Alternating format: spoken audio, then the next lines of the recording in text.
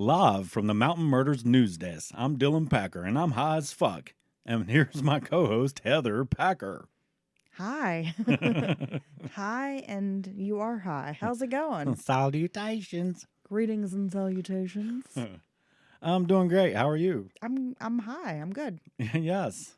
Everything looks okay from up here. I'm Dylan. I'm doing good. I'm doing good. I'm doing real good. Okay. I see what's Yeah. happening now. We had a fantastic day. Man, it felt like spring.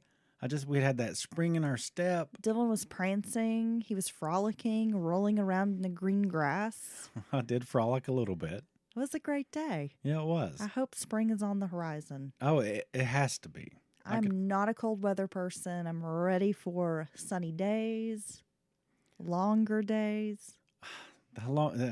Beat back the night. I want the daylight hours extended. Yeah. Yeah. Because you can get more stuff I done. want the extended version of daylight. Because when it gets dark, we just want to watch TV. I just want to pile up in my sweatpants, my stretchy pants, and eat snacks Yeah. and hibernate. So what you're happy about is your snack period's going to be shortened. Yeah. And therefore you think you'll get ahead now. Yeah, maybe. Okay. I've got to do something. Even just on our little hike today, it was not a very long hike at all. I was struggling. No, and it was I'm so out of shape. you could probably get a stroller up through there with a little bit of work. Okay, maybe I've gotten lazy. Yeah, you could have went up through there with kids that were 4 or 5. I blame it on the stress of the world. Yeah, we've been COVID eating. Let's just keep blaming it on the Rona and the Russians. Okay, that's who's doing it all. Damn Russians, damn Rona. Damn Rona Russians. Yep. All right, so here we are in the middle of the week. So the great news is it's almost the weekend. Everybody's working for the Weekend. That's right. Ba-na-na-na-na-na. I'm trying to get you to take me to a Loverboy concert this summer. I feel like that's gonna happen. It's like Styx, REO Speedwagon, and fucking Loverboy. I'm sold. That sounds like a good show to me. It does, right? I was told we don't bullshit enough anymore, so I'm trying to just do some bullshitting. Oh no! By the way, folks, this entire episode is going to be bullshit. Well, it's true, folks. If you are on the TikTok app, you have to go follow Mountain Murders Podcast. We have been pumping out some content lately, and we want you to go enjoy it. Yeah, Heather has been doing some really great TikToks over there. It's a lot. I don't know if they're great. It's a lot. I've been making some TikToks, Dylan, but I don't know if they're great. Well, let's just say some's original content and some has a historical significance. Yeah, right? Sure. Yeah. Right. Okay. But we have some cool little videos walking through the woods. We went into an abandoned, creepy house today. We have actual footage of a one-room schoolhouse, so go check it out. TikTok. Don't stop, Kesha. Yeah. Okay. Okay. You're not giving me much to work with here, Dylan. Well, hey, it's kicking in. You're not giving me much to work with here, so I'm going to move on to our news. Now, this has to be one of the creepiest things I've ever heard, and maybe one of the things keeping me from having an OnlyFans, other than the fact that no one would want to look at me. Maybe people would pay me to put my clothes back on. I would subscribe, honey, and you know it. No. I would be your only fan. So this, again, one of the creepiest, most disturbing things I've heard in a while. A young woman had a man hiding in her attic and filming her while she slept. No. Mauricio Damian Guerrero, he's a 20-year-old man from Philadelphia, was arrested last month on the roof of a house in New Hampshire where he had allegedly been stalking an OnlyFans performer that he had become obsessed with. Okay, so he loves her, he becomes obsessed, and he sneaks into her house? The young man had reportedly gotten his hands on her keys, made copies of it, which allowed him to come and go from her house as he pleased, and he hid in her attic, waiting for her to go to sleep so he could come down out of the attic and film her. Oh my God. The victim only realized something was wrong when her mother started hearing strange sounds from the attic. Guerrero's victim has only been referred to by the initials NR. So we don't have the victim's name. But she did tell investigators that she had been contacted by this Philadelphia man in October of last year, so October of 2021, on OnlyFans, where she published adult content for paying members. Now, at one point, he asked for her address because he was going to send her a television set and a fireplace. Oh, yeah. Hey, you want this gas fireplace? Well, yeah, I'm sure like one of those electronic Yeah. yeah. And a TV? And a TV. What's your address? I just really want to know your So address. she gave him her address for these shipping purposes. And that's when he started being really pushy, asking her to meet in person. And despite all of her efforts to let him know, like, she absolutely was not interested, he was very persistent, somehow stalked her to the point of getting a hold of her keys. Yeah, he's got like a bar of soap. He's making like an imprint of her keys and shit, like a old spy movie or something. Now, is this not like so creepy to think about someone in your home? They're climbing down out of the attic and filming you while you sleep. See, at first her mother thought it was like rats or something, or squirrels. And then she was like, she could hear the squirrel saying, "I can't wait till you go to sleep. I'm coming down there." Maybe she thought it was just some flowers in the attic. No, that is creepy on 10 different levels, right? No, it's really scary. I mean, I don't want any stranger in my house. When you're in your home with the doors locked and windows locked, yeah, you feel safe, right? that is the one place that you should feel safe, right? That's your sanctuary. That's your home. But then on top of it, this is a person who you've possibly interacted with on a website like OnlyFans, where clearly they've seen way more than most people would see. Right. Of you, right? They're probably looking at your butthole or something. I don't know. If they wanted Your to. lazy brown-eyed Susan or whatever it was we talked about. Because Lord knows it's in your videos. Right. Right. And then they're in your house filming you. Oh, No. this is so fucking creepy. Okay. Yeah, I don't like that. No, that's messed up, and I'm glad that he was caught, right? Yes. Yeah. He's been arrested. Good. Right. Because honestly, that type of obsession on that level is way, way into the danger zone. Like he's going to put you in a box under his bed, Who knows? wear your skin. Someone in that type of obsession, it seems they might be capable of anything. Yeah. Jeez. I don't want anybody to like me that much. I don't like you that much, Thank honey. you. You know, you can go to the grocery store. I'm not going to go follow you around and stuff. I'm glad because I don't want anybody to like me that much. You know, okay. Not even your husband. Nope. I'm Nope, it's good. too much.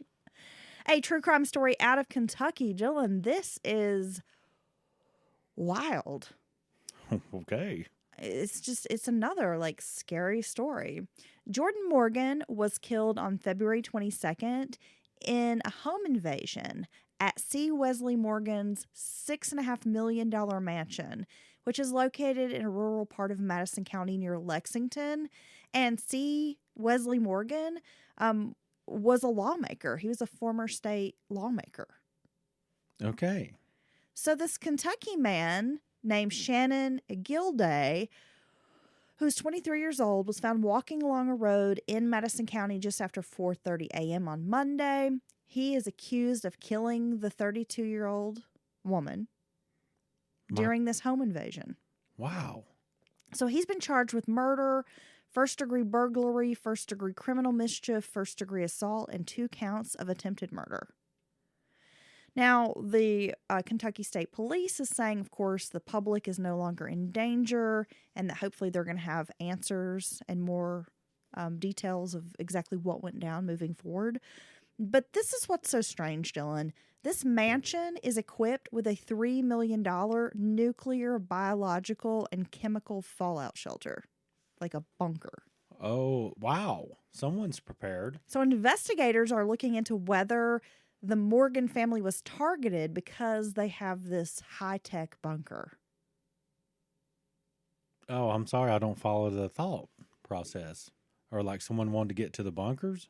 Possibly. Oh, okay. Like they thought, I'm going to go in, kill the family, and have access to this bunker with the way the world's Oh, like they think spinning out of control right now? Oh, okay. So we have to do something that's about survival. We'll even kill the family to get access to a bunker when there's not nuclear war happening right now. Now, according to GarrettsRealty.com, this bunker is built to withstand a seismic 12 earthquake and has 3 aerofiltrations from Switzerland, 2 escape tunnels, one of which is about 100 yards long.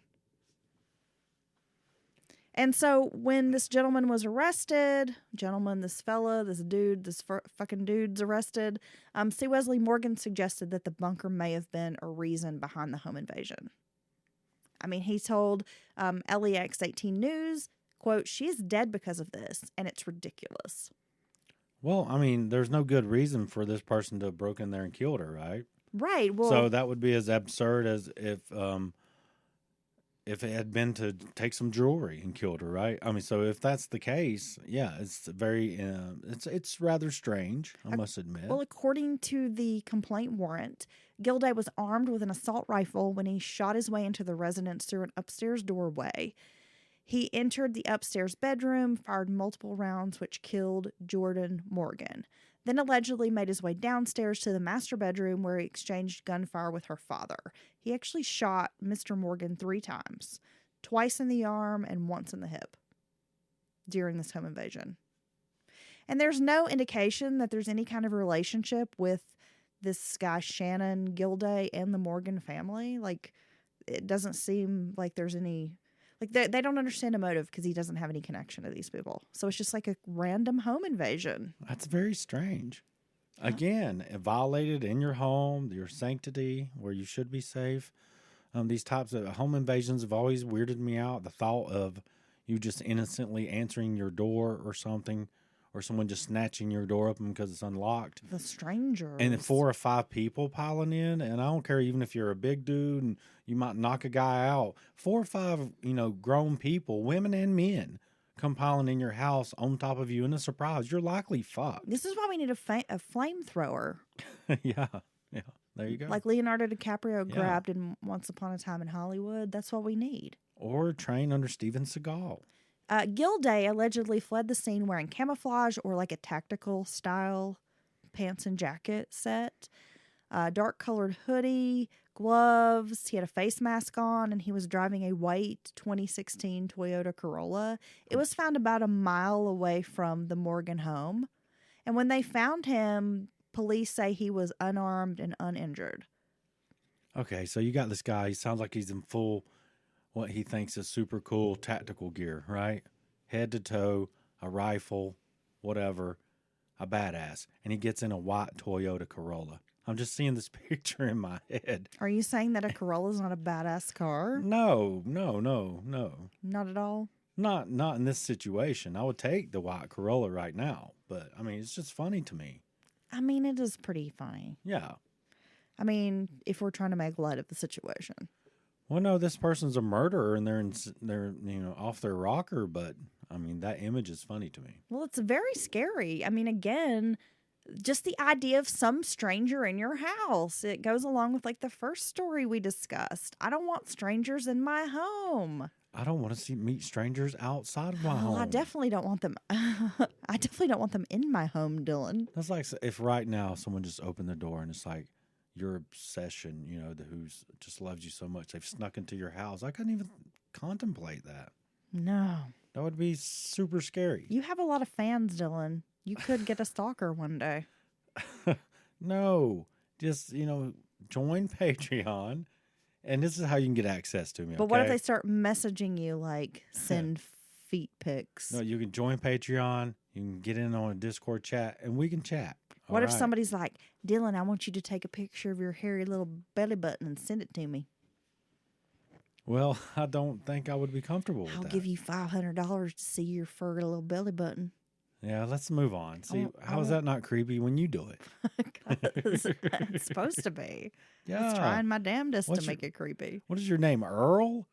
Jesus. Hey, you know what? I love a man named Earl. I have a good friend named Earl, and he used to grill out roadkill. There you go. Okay, so here's a side note. I'm gonna derail the conversation for a moment. So I worked in radio, something we've talked about before, and I did a lot of different things at this radio station. Okay, but one of the shows I hosted was like a call-in swap shop. And I know if you're from the South, if you're from Appalachia, you're listening, you know exactly what I'm talking about. Small local radio station, have like a flea market, a swap shop, whatever, where folks call in and they buy, sell, and trade. Okay? So Earl was my junk man. And he really called himself Earl the Junk Man. And he had a little shop set up in some storage buildings. Kind of close to the radio station. And I'd never met Earl, but he called all the time. He'd be looking for something, or, you know, he'd have something for sale and whatever. But he would call and he'd be like, girl, I'm down here grilling a possum. You need to get down here. Come down here and eat some possum. Well, he would always say shit like this, squirrel, possum, like whatever road. And he would say it was roadkill. Now, I don't know if he was kidding, if it really was, what have you. But one day my coworker was like, I'm going to take you down to Earl's. We're going to go down there. And sure enough, he had like a fucking possum on the grill. Really? Barbecuing a possum. Well, did you eat some? No! Well, maybe it's good. Possum that are too cute. And I'm not going to eat a possum. Okay? Well, I might be reluctant to eat scavengers just because the way they live their life. If I'm starving, I might eat a possum, but I'm not going to eat a possum. Yeah. Just because. Well, we had a patron who said he had eaten muskrat. And I was like, what? And he said it's good. He said it's good. James, shout out to James. He said it was good. And I was like, where'd you eat muskrat? So I'm just saying, I love Earl. So apparently James's father, when he was growing up, would just shoot anything he shot. He brought it home and cooked it, basically. Okay, that's my granddad did that. But he would come home and like prepare it, dress it, grill it, cook it, then tell them what it was after they ate it. And so this is what he said. I hope he doesn't mind me sharing this story. It's a great story. His father, after they get done eating this delicious meat and meal, looks at his mom and is like, have you ever eaten muskrat? And she's like, well, of course not. You know I haven't. And he's like, well, you have now. And said his mother broke her neck getting into the bathroom. Never seen anybody go, goodness. oh, my gosh. That's kind of a mean trick. That's a little bit of a mean-spirited trick to a degree. But, I think that's a mean trick. Well, it's also you gave him a good meal. Well, you did, but I feel like it's kind of cruel to mislead folks into eating strange meats. You should stay away from strange meats. That's good you don't advice. have to stay away from it. You can embrace the strange meats. You think you should be introduced to the meat first? But I feel like you need to have like a relationship with this meat. Like I need to know what it is, right? Yeah. Like maybe where it came from. Well, that's like in the days of maybe someone partying, like lacing something. Someone did. See, that's fucked up. I would not be okay with that. I want a full disclosure of what is being offered or what I might ingest, and then I can make my own decision.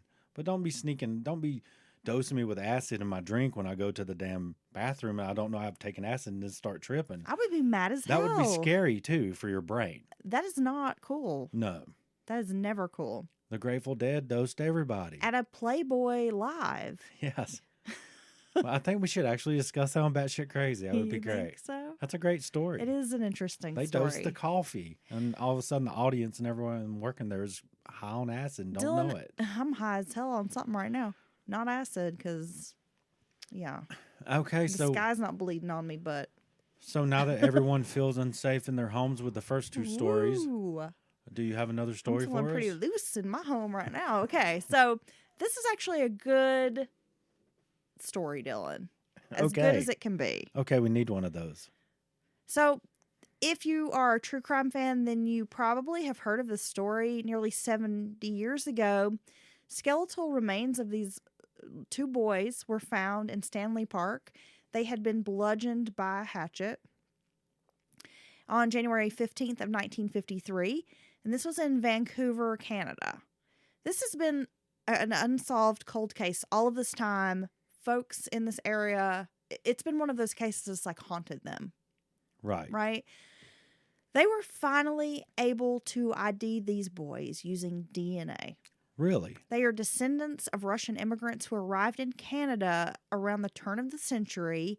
They have been identified as 7-year-old Derek Dalton, or Dalton, however you want to pronounce that. I'm country, I'm going to say Dalton, and his 6-year-old brother David. Wow, that's amazing. Really? The children lived in Vancouver and had a relative near this park. But this has been one of those murders that's haunted generations of investigators. You know, people have always wanted closure because it was such a horrific case, and they finally have some answers. It's almost become like folklore in this part of Canada. That is amazing. So once again, DNA, the things DNA can accomplish, and some of the ways we're connected nowadays that we used to were not. Well, investigators say the killer is likely a close relative, and they believe this relative died around 25 years ago. So they have an idea who they think it might have been? After 7 decades as a cold case, they presume that the person who killed these 2 boys has likely passed away. But at this stage in the investigation, they don't really know. And right now, at this point, it's not really about seeing someone charged for these crimes. It's about giving these boys a name and then being able to finally tell their story. Yeah. Which is very important. So when I'm like, this is a good story, I mean, it's as good as it can be considering the situation. No, even when a Jane or a John Doe, like their identity's finally discovered, and the lengths they go to sometimes to discover that is almost as much energy you put into, solving who murdered them. I didn't mention this. I'm sorry to interrupt you, but I didn't mention this. But a lot of folks might be familiar with it as the Babes in the Woods case. That's often what it's billed in true crime. Okay. I know I've heard this story on several podcasts. Yeah, that's 70 years. Yes. That's one of the oldest things I've heard talked about. The company that was used for this DNA research is the Redgrave Research Forensic Services. It's a genetic genealogy company. They're located in Massachusetts, and they were able to upload a DNA sample from each of the boys' skull to a genetic match site, and were able to identify the maternal grandparents of one of the boys, and with that constructed a family tree comparing victims' DNA to people who had, of course, submitted their DNA to private companies for testing. Yeah. It's so cool to me. I mean, we've talked about this so many times, but I find it so cool that we are now able to use this genetic research and solve some of these cold cases.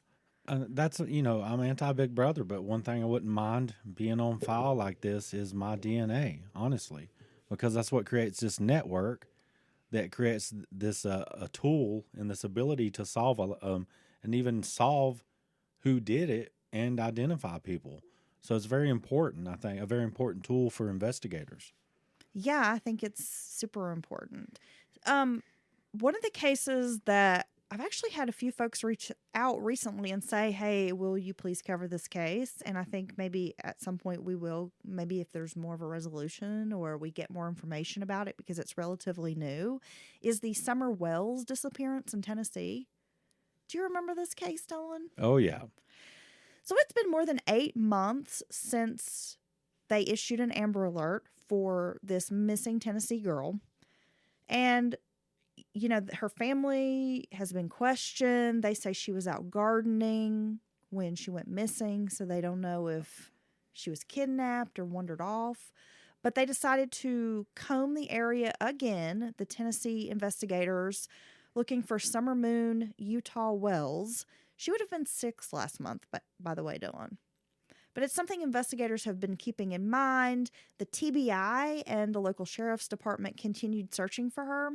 And they did a search over the weekend of the Beach Creek area, and it was part of the planned search.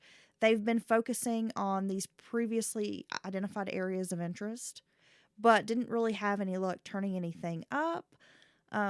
It's a very steep and dangerous terrain. I know a 5-year-old can wander off. I mean, at 5, they can move out. They can run and play and all that, but just sometimes when these kids just go missing and it's in an area like this, just how far away does your 5-year-old get without you having your eyes on them? I mean, really.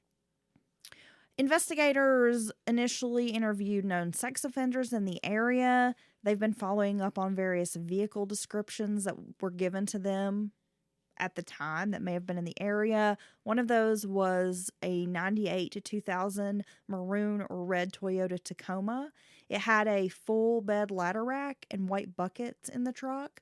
There was a witness who's regularly in that area as part of his job who spotted this truck driving around and thought it was unusual because he's there all the time. He kind of is familiar, I guess, with the folks who would live in this area, Right. the vehicles that would be there. So far, they haven't been able to identify the driver of the vehicle or locate the truck, but they would like to speak to that person. And now at this time, they don't have any evidence that she was abducted. So they're continuing to explore all of these avenues, including foul play or the possibility that she just wandered off and got lost in this, mountainous terrain. Well, it definitely could happen. I mean, it always could happen. Now, the sheriff has come out after this investigation. His name is Sheriff Lawson. After this search and this investigation kind of over the weekend, saying that her family isn't participating or cooperating right now with the sheriff's department. See, and that they've lawyered up. But now her family is kind of punching back. Her grandmother, they've responded to the sheriff's comments basically saying that that's not true. Well, that's strange. I mean, that's strange. Is the family cooperating or would cooperate? Is the sheriff, sometimes this kind of adversarial relationship develops between victims' families and any, group of investigators. And, did that kind of happen out of just, not because the family's guilty, but, some other thing, or they don't think they're doing enough, who knows? But that's interesting. Well, Summer's mother, Candace Bly, she didn't want to go on camera, but she did tell News Channel 11, which is like WJHL News, that she's never stopped talking to law enforcement. She hasn't lawyered up, but she could not speak for her husband, Summer's father, Don Wells. And then she went on to thank people who had searched for Summer.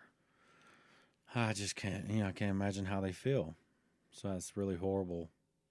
Now, Don Wells has a criminal history and was even charged, I believe, with a DUI or something, in the time, I guess, since his daughter has gone missing.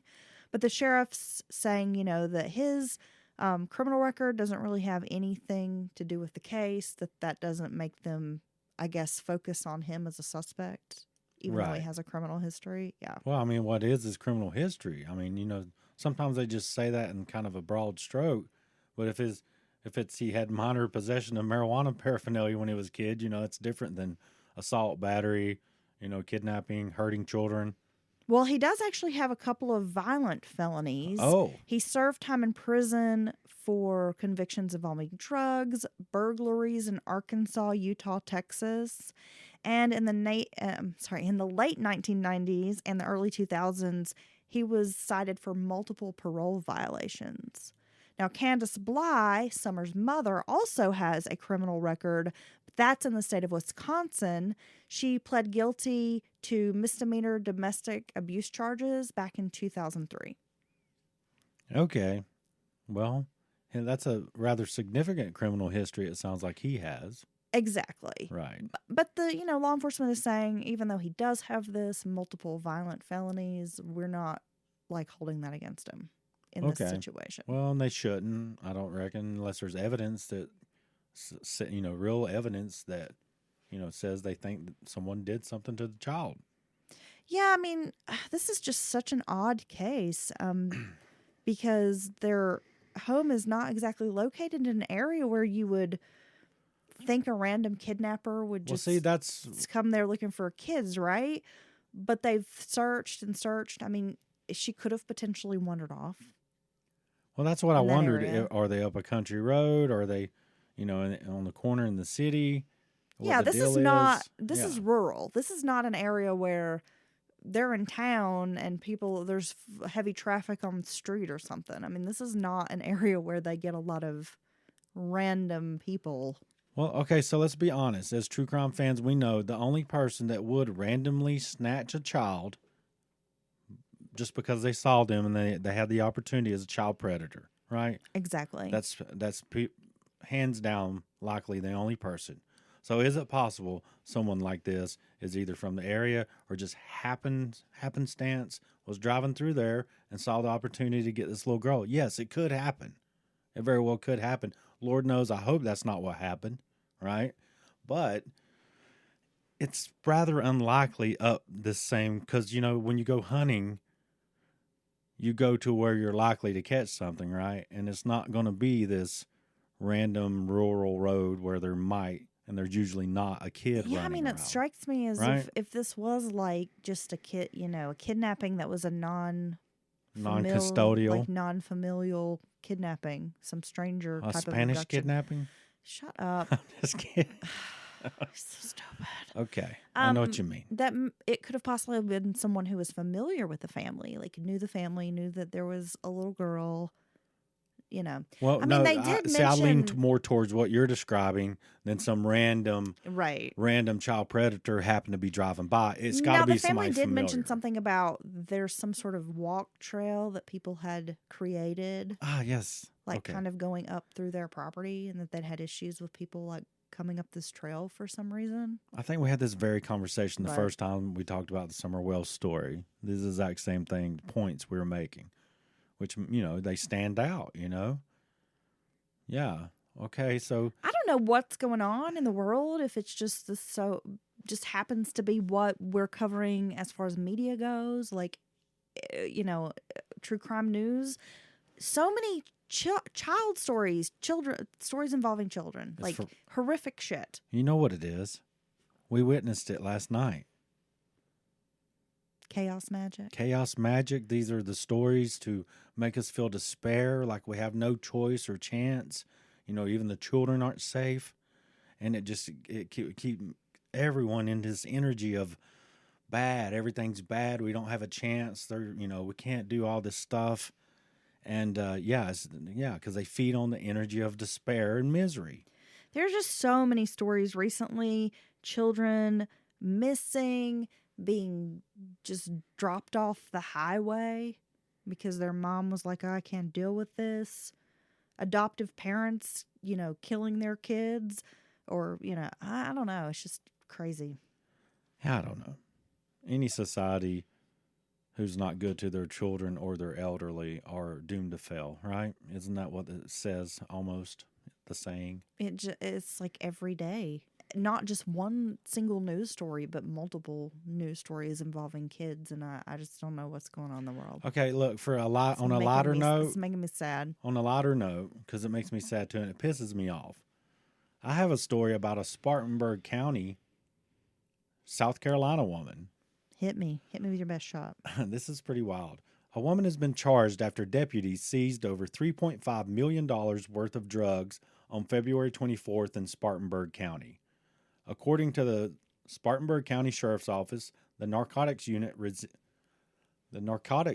received information on February 24th that a quantity of narcotics was being shipped into Spartanburg by a freight company. So after a canine alerted on deputies to the container, a search warrant was executed, which revealed 28 kilograms of methamphetamine. And the next day, of course, they do the controlled delivery, right? Where they let the freight go on to the house, and a woman directed, the undercover officers where to put the container and all this. And then they swoop in, and they go in the house, and they find 15 kilograms of heroin, 2 kilogram presses. Sounds like for making kilogram block. Yeah. And 547 grams of a blue press pill. Where'd the party at? All told, estimated $3.4 million worth of inventory off the streets, and a 25-year-old woman who has ruined her life. Wow. Oh, my God. That's a lot of heroin. That's a lot of drugs. That's a lot of heroin. 15 kilograms? 15 keys? Shit. That's like some Pablo Escobar heroin or some shit. Come on, man. That's insane. That's some take your ass to federal prison heroin right there. For like some long ass time? Yeah. She might. I don't know. She might get out when she's like 75 or 80. Unless it's her very first offense, she may have a chance. Okay. One more crime story for you, Dylan. This is much lighter and actually kind of funny. Okay. A Georgia woman allegedly faked several pregnancies, Dylan, to benefit from paid maternity leave. Wow. But coworkers became suspicious when they saw a fake baby bump detached from her body. Oh my God. She went that far? Oh, she took it to the next level. In October of 2020, Robin Folsom worked as director of external affairs at Georgia Vocational Rehab Agency. She told her bosses that she was expecting a baby and arranged to take maternity leave at a certain time. She reportedly had a yearly salary of $100,000, so she was entitled to $15,000 in paid leave. Wow. I know. It's good benefits. Work where she works. However, during her alleged pregnancy, one of her coworkers noticed this very strange incident in which her baby bump seemed to loosen and like pull away from her body like it came undone, right? Yeah. And they were like, what the fuck? And realized she was wearing a fake pregnancy belly. Oh, so one of those sympathy bellies or something? I guess. Yeah. I I don't think know. you can get the man can get that and wear it. You've been wearing yours around for a long ass time. Yeah, I know. So I was sympathetic the I was first gonna time say and never your came back. younger daughter's about to be 15, right? Yeah. I'm still sympathetic to the womanly condition. Or she is 15. So, man, you've been wearing that shit for 15 years. Before that.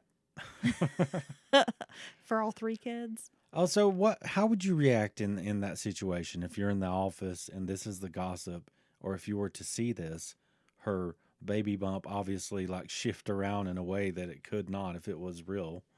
How would you react? I would be like, good for you. I'd be like, no. Stick it to them. So you would look her dead in the eyes and be like, I know it's not real, I would just wink and be like, good for you. but I want to tell you something. I mean, I probably would just think it was funny as hell. Good for you. The only thing that angers me in a workplace is when someone's not doing their damn job. Right? Well, when somebody's lazy, they're being a piece of shit, whatever. But if somebody just wants to like milk the system or, like steal office supplies or something like that, whatever like sticks it to the man, I'm fine with that. Yeah, but her own maternity leave likely pushes work off on other people. I mean, right? I mean, aren't most jobs Well, as long like as that? it's not being pushed off on me, I don't give a shit. Okay. Fuck. It's an honest answer. Have a baby every 9 months. I don't care. Okay, so here we are. Your midweek news report from Mountain Murders News Desk. Thank you for tuning in to Mountain Murders Radio. And please watch, I don't know what's coming on after the news. I don't know either. Okay. Here, enjoy this Katy Perry song. Okay. Oh, we had fun. We'll do it again next week. We will. And maybe next time we'll be like judges. You know what I'm saying? See you on Sunday. All right. We will see them on Sunday. Yeah, we have a great true crime case coming up. It's an oldie. Is it another, what is it? Banger? A banger? Big girl banger? It's not, well, I mean, it's a good one. I don't know if it's a banger. Okay. It's a really old case. I'm taking it way back. We haven't had like a really old case in a while. So we're like going way back. Okay. Right? To like different centuries and shit. Oh. Yeah. That's the way back machine. Yeah. Right? I'll get it ready. Well, and with some of those, the resources can be somewhat limited, so you don't get all of the details. It may not be another like 2-hour episode, but it'll be a good one. I mean, anything past about an hour and a half, Dylan, that's a banger of a case. It's a banger. Yeah. It's a big girl banger. Yeah, I told you these ones pushing 2 hours and stuff. Man. This will be a good one. But yeah, that's what did I tell you? We know when it's a good one when we realize we get done with the story and we realize it'd been pushing hour 40, hour 50 minutes and we don't even realize it. Right? That's the good ones. It's what's happening right now. That's when you got it. Yeah, so check us out on Sunday. Make sure you download that. And what else, Dylan? That's it, right? Yeah, and check out Batshit Crazy tomorrow, Thursday, drop in. You can download it wherever you get your podcasts. Yeah, you can download it right now if you ain't caught up.